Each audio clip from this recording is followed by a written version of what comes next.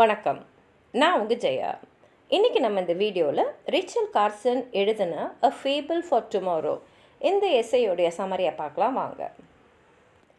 ரிச்சல் Carson ஒரு American writer, scientist, அப்புறம் ecologist. இவங்க பிறந்தது மே 27, 1907 பென்சில்வேனியாவில் இருக்கிற ஸ்பிரிங்டேலில் தான் இவங்க பிறந்தாங்க. 1943 இந்த நேப்பிள்ஸில் இருக்கக்கூடிய அந்த இட்டாலியன் சிட்டியில் யூஎஸ் ஆர்மி என்ன பண்ணாங்கன்னா, அப்படியே டிடிடியை அப்படியே மொத்தமாக அப்படியே ஸ்ப்ரே பண்ணாங்க. எக்கச்சக்கமாக ஸ்ப்ரே பண்ணாங்க. ஏன்னா அப்போ இந்த செடி கொடிங்களெல்லாம் ஏதோ ஒரு வியாதி எல்லா செடி கொடியும் அழிஞ்சிட்டு இருந்ததுனால இவங்க அந்த டிடிடியை ஸ்ப்ரே பண்ணும்போது என்ன ஆயிடுச்சுன்னா, அந்த செடி கொடிங்களெல்லாம் சாப்பிட்டுட்டு இருந்த அந்த கெட்ட இன்செக்ட்ஸ் எல்லாம் நிறைய அழிஞ்சுது. அதனால் நல்ல ஒரு விவசாயம், ஒரு வேளாண்மை அவங்களுக்கு கிடச்சிது. எல்லாருமே இது கடவுள் கொடுத்த வரம், டிடின்றது கடவுள் கொடுத்த ஒரு வரம் அப்படி தான் நினச்சாங்க. இதை கண்டுபிடிச்சதுக்காக முல்லருக்கும் 1948 நோபல் ப்ரைஸ் கிடச்சிது மெடிசனில். அதே மாதிரி 1959 கிட்டத்தட்ட 40,000 டன் டிடிடியை ஒரு வருஷமும் யுஎஸ்ஏ அப்படியே எல்லா நிலப்பகுதியிலும் தெளிச்சிக்கிட்டே வந்தது.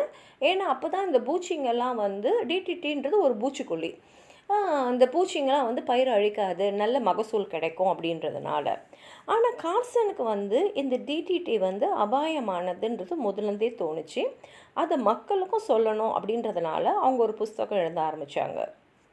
1958 அவங்க எழுத ஆரம்பித்ததை 4 வருஷம் அவங்க ஆராய்ச்சி பண்ணி எழுதி 1968 தான் அவங்க முடித்தாங்க. அதுக்கு டைட்டிலாக சைலண்ட் ஸ்ப்ரிங். ஸ்ப்ரிங்னா இளவேநீர் காலம். இளவேநீர் காலம் எப்படி இருக்கும்னு நமக்கு தெரியும். பூத்து குலுங்கும், பழங்கள்லாம் இருக்கும், பறவைகள் இருக்கும். அது ஒரு ரொம்ப மகிழ்ச்சியான ஒரு சந்தோஷமான காலம். ஆனால் இங்கே அவங்க சைலண்ட் ஸ்ப்ரிங் அப்படின்னு டைட்டில் அவங்க வச்சாங்க.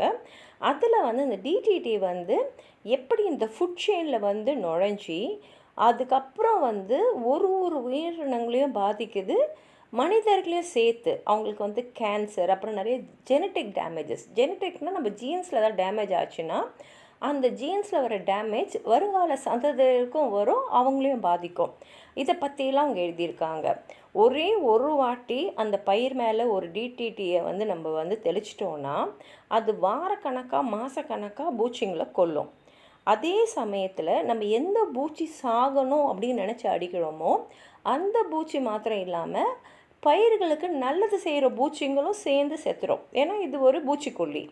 அதே சமயத்தில் மழையே பெஞ்சால் கூட இந்த டிடிடியோடைய பாதிப்பு அந்த விஷத்தன்மை அப்படியே அந்த மண்ணில் இருக்கும்.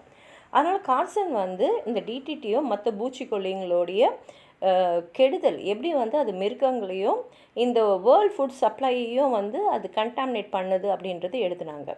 அவங்க என்ன சொல்கிறாங்கன்னா, மனிதர்கள் இயற்கையை விஷம் வச்சாங்கன்னா, இயற்கைக்கு விஷம் வச்சாங்கன்னா இயற்கையும் திரும்பி மனுஷங்களுக்கு விஷமாக தான் மாறும் அப்படின்ற ஐடியாவை தான் இந்த சைலண்ட் ஸ்ப்ரிங்கில் அவங்க சொல்லியிருக்காங்க. அதுலேயும் அவங்க ஏன் சைலண்ட் ஸ்ப்ரிங்னு வச்சுருக்காங்கன்னா, இன்னும் கொஞ்ச நாளில் இந்த மாதிரியாக நம்ம இயற்கைக்கு கெடுதலை செஞ்சுக்கிட்டே போனோன்னா நம்மளால் பறவைகளோட சத்தத்தையோ இல்லை மற்ற மிருகங்களையோ பார்க்க முடியாது, அது மனுஷனையும் அடிச்சிடும் அப்படின்னு சொல்கிறதுக்காக தான் அவங்க இந்த புத்தகத்தை எழுதியிருக்காங்க. அவங்க 1964 கேன்சரால் இறந்துட்டாங்க. ஆனால் இந்த புஸ்தகம் உலகத்தில் பல மாற்றங்களை கொண்டு வரத்துக்கு ஒரு முன்னோடியாக இருந்தது. இப்போ இருக்கக்கூடிய இந்த என்விரான்மெண்டல் மூமெண்ட்டையும் அது நல்லா இன்ஃப்ளூயன்ஸ் பண்ணுச்சு. அதுலேயும் முக்கியமாக இந்த first chapter a fable for tomorrow, இந்த சைலண்ட் ஸ்ப்ரிங் புக்கில் ஃபஸ்ட்டு சாப்டர் இது ரொம்ப ரொம்ப பிரபலமாச்சு. இதில் ஒரு அமெரிக்கன் டவுன், இவங்க கற்பனையாக ஒரு அமெரிக்கன் டவுனை சொல்கிறாங்க. அதை வச்சு தான் நம்ம இந்த புக்கோடைய ஐடியாவும் என்னன்றது நமக்கு புரியுது. ஃபேபிள்னால் ஒரு கதையை நம்ம சொல்கிறோம், ஒரு கருத்தை சொல்கிறதுக்காக ஒரு கதையை சொல்கிறோம்ல, அதுதான் ஃபேபிள். இதில் first chapter a fable for tomorrow. இதில் அமெரிக்காவில் இருக்கிற ஒரு சின்ன டவுன், அங்கே திடீர்னு பார்த்திங்கன்னா ஒரு மாற்றம் வருது. திடீர்னு பார்த்தா அங்கே இருக்கக்கூடிய பறவைகள், வண்டுகள் இதெல்லாம் மறைஞ்சி போகுது. மீன், அப்புறம் குழந்தை பன்னிக்குட்டிங்கள்லாம் இறந்து போகுது. அங்கே இருக்கிற செடி கொடியெல்லாம் அப்படியே வாடி போகுது. அங்கே இருக்கிற விவசாயிங்கள்லாம் கூட அவங்க குடும்பத்தில் இருக்கிற எல்லாருக்குமே ஏதோ ஒரு வியாதி இருக்கிறதா பேசிக்கிட்டே இருக்காங்க. அப்போ தான் இளவேநீர் காலம் வருது.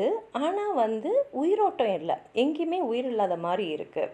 இப்போ கார்சன் வந்து ஸ்ப்ரிங்டேல தானே பிறந்தாங்க.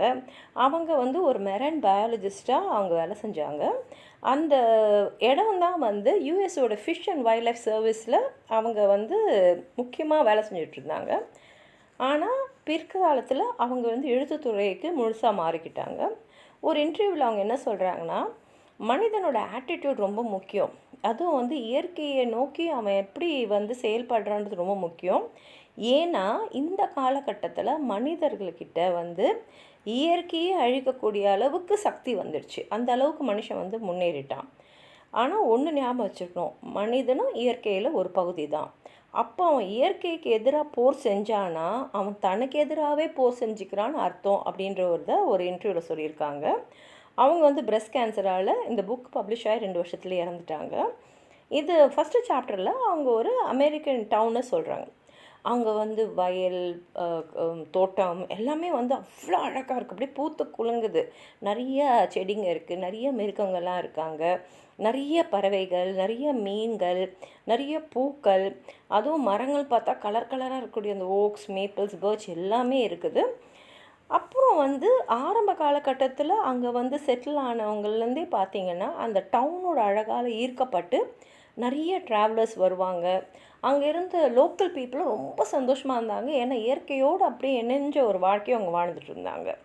திடீர்னு பார்த்தா அந்த இடத்துல ஏதோ ஒன்று ஆச்சு. எல்லா இடத்துலையும் வியாதி, எல்லா இடத்துலையும் மரணம். எதுவுமே என்னன்னு சொல்ல முடியாதபடி வியாதி. பெரியவங்களுக்கும் ஏதோ ஒரு வியாதி, சின்னவங்களுக்கும் குழந்தைங்களுக்கும் ஏதோ ஒரு வியாதி. அங்கேருந்து டாக்டர்ஸ்க்கே இது என்ன வியாதின்றது புரியல. எல்லா இடத்துலையும் ஒரு அமைதி. எங்கே பார்த்தாலும் பறவைங்க வந்து அப்படியே இறந்து கிடந்ததுங்க. இல்லைன்னா அப்படியே ஒரு மாதிரி வயலண்ட்டாக ட்ரெம்பிள் ஆகிட்டே இறந்துக்கிட்டு இருந்தாங்க. அதே சமயத்தில் அந்த வயலில் இருந்த மிருகங்கள்லாம் வந்து குட்டிங்களே போடலை. அப்படி மீறி ஏதாவது வந்து குட்டி போட்டாலும் அந்த குழந்தைங்க வந்து கொஞ்ச நாள் தான் உயிர் வாழ்ந்தது, அதுங்கெல்லாம் இறந்துட்டு இருந்தாங்க. ஆப்பிள் மரங்கள்லாம் பார்த்திங்கன்னா பூத்திருந்தது. ஆனால் அங்கே வண்டுகளே இல்லாதனால, பாலினேட் ஆகாதனால ஆப்பிள் மரத்தில் ஆப்பிள் பழமே வரல. பூக்கள் மட்டும் இருந்து அந்த பூக்கள் அப்புறம் உதிர்ந்துட்டு இருந்தது. இந்த ரோடு சைட்லாம் பார்த்திங்கன்னா அப்படியே வந்து இந்த சைடு அந்த சைடு நிறைய மரம், செடி, கொடி எல்லாம் இருக்கும். ஆனால் அது எல்லாமே வாடி போயிடுச்சு. ஆறு குளங்கள்லாம் பார்த்திங்கன்னா மீனே இல்லை, அப்படியே காலியாக இருந்தது. அதனால் அந்த மீன் பிடிக்கிறவங்க கூட அங்கே வரதே இல்லை. ஏன்னா அங்கே மீனே இல்லைன்றதுனால வரதில்லை. ஆனால் எல்லாரோட வீட்டு மாடியிலையும் பார்த்திங்கன்னா ஒரு வகையான ஒரு வெள்ளை கலரில் ஒரு தூள் பவுடர் வந்து அப்படியே படர்ந்துருந்தது. அப்போ வந்து கார்சன் என்ன சொல்கிறாங்கன்னா, இந்த ஊரில் இருந்த மக்கள் தான் இந்த அபாயத்துக்கெல்லாம் காரணம். கிரிம் ஸ்பெக்டர் அப்படின்னு எழுதுகிறாங்க. அந்த ஸ்பெக்டர் தான் வந்து அந்த இளவேனில் காலத்தை அமைதியாக வந்து மாற்றிடுச்சு. அதை பற்றி தான் இந்த புஸ்தகத்தில் நான் சொல்ல போகிறேன் அப்படின்னு சொல்கிறாங்க. இந்த கடைசி சென்டென்ஸ் இந்த சாப்டர், ஃபஸ்ட் சாப்டரில் இது தான். இது மூலமாக நம்ம தெரிஞ்சுக்கலாம் அடுத்தடுத்த சாப்டரில் அவங்க வந்து என்னெல்லாம் கண்டுபிடிச்சாங்க, என்ன மக்களுக்கு சொல்ல நினைக்கிறாங்கன்றதை சொல்ல போகிறாங்கன்னு. இதை தான் வந்து அவங்க ஃபேபிள் ஃபார் டுமாரோன்ற ஃபஸ்ட் சாப்டரில் அவங்க சொல்லியிருக்காங்க. இந்த புஸ்தகத்தை அவங்க எழுதுனதே வந்து சமுதாயத்துக்கு ஒரு விழிப்புணர்வு தருது தான். ஏன்னா அப்போ வந்து டிடிடியை வந்து அப்படியே லார்ஜ் குவான்டிட்டியில் நம்ம வந்து பயிரெல்லாம் காப்பாற்றுறோம். அப்புறம் வந்து எக்கச்சக்கமான பயிர்கள்லாம் அழிஞ்சு போகிறதுலேருந்து நம்ம தடுக்கிறோன்றதுனால நம்ம தெளிச்சுட்டு இருக்கோம் அப்படின்றாங்க. ஆனால் டிடிடி வந்து கடவுள் கொடுத்தது இல்லை, அது ஒரு அழிவு அப்படின்றத சொல்லணும்னு தான் நினச்சாங்க. அதே சமயத்தில் வந்து அதே இடம் வந்து டிடி தெளிக்கிறதுக்கு முன்னாடி எப்படி இருந்தது, அப்புறம் டிடிடி மாதிரி மற்ற பூச்சிக்கொல்லிங்களை தெளிக்கிறதுக்கு அப்புறம் எப்படி இருந்தது அப்படின்றத அவங்க வந்து இதில் சொல்கிறாங்க. இந்த ஒயிட் பவுடருன்னு அவங்க சொன்னாங்க இல்லையா, எல்லாரோட மாடியிலையும் வந்து வெள்ளையாக மரங்க மேலாம் கூட வெள்ளை வெள்ளை தூளாக இருந்தது அப்படின்னு, அதுதான் டிடிடி. அதுதான் அவங்க இங்கே கிரிம் ஸ்பெக்டர் அப்படின்னும் சொல்கிறாங்க. இது வந்து அவங்க என்ன சொல்கிறாங்கன்னா, ஒரு கதையாக நம்ம சொல்லணும். அந்த கதை வந்து எல்லாரையுமே வந்து நம்ம அட்ராக்ட் பண்ணணும். அவங்க மனசுக்குள்ளே ஒரு க்யூரியாசிட்டி உருவு பண்ணணும். அதுக்கப்புறம் தான் நம்ம வந்து சயின்டிஃபிக்காக என்ன டிஸ்கவர் பண்ணோமோ அதை மக்கள் கையில் சொல்லும் போது அது அவங்களால புரிஞ்சிக்க முடியும், அவங்க ஏற்றுக்க முடியும். இதுதான் கார்சனோட எய்ம். இதை தான் அவங்க ஃபேபிள் ஃபார் டுமாரோன்ற இந்த ஃபர்ஸ்ட் சாப்டரில் அவங்க வந்து செய்கிறாங்க. உங்களுக்கு எதாவது சொல்லணும்னு நினச்சிங்கன்னா நீங்களும் கீழே இருக்கிற கமெண்ட் பாக்ஸில் எழுதுங்க. இந்த வீடியோவை லைக் பண்ணுங்கள், உங்கள் ஃப்ரெண்ட்ஸோடு ஷேர் பண்ணுங்கள். சப்ஸ்கிரைப் பண்ணாதவங்களாம் ப்ளீஸ் சப்ஸ்கிரைப் பண்ணி சப்போர்ட் பண்ணுங்கள். நன்றி.